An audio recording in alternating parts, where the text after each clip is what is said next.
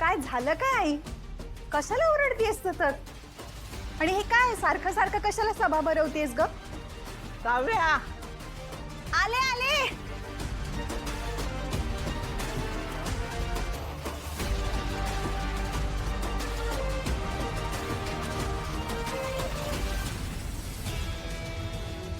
काय हे सगळं काय?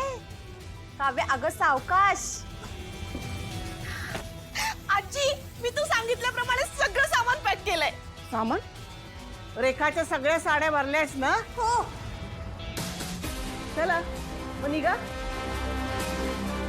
आता तर आलोय रिसॉर्ट वरून. परत कुठे जायचंय आता? कुठे म्हणजे काय? घराच्या बाहेर. घराबाहेर कशाला? अगं रेखा, तुझीच तर कल्पना होती ना की घरातल्या मुलींनी बाहेर जायचं आता कायमच. आई अगं काय बोलतीयस तू? बरोबरच बोलते मी. चला उचला तुमच्या बागा आणि व्हा घराच्या बाहेर.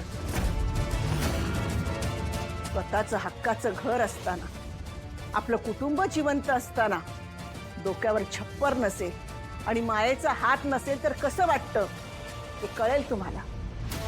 व्हा बाहेर. आजी, तू तू मला घराबाहेर काढायला माझ्याकडूनच सामान पॅक करून घेतलंस. आई, आता आपण कुठे जाणार ग? काव्या तू थांब जरा. काय चेष्टा आहे ही सगळी आई?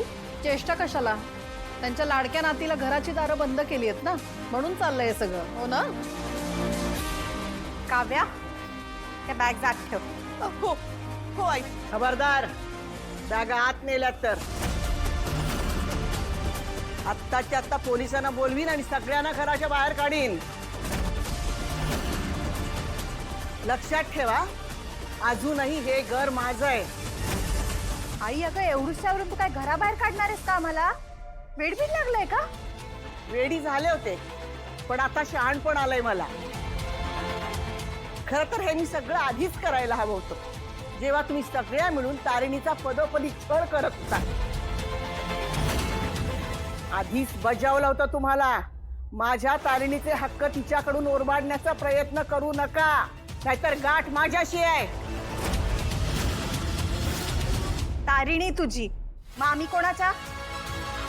तुझी मुलगी, तुझी सून, तुझ्या या नाती त्या तुझ्या नाहीत का? नाही. दुसऱ्याच्या हक्कावर डोळा ठेवणाऱ्यांशी माझं कसलंही नातं नाही.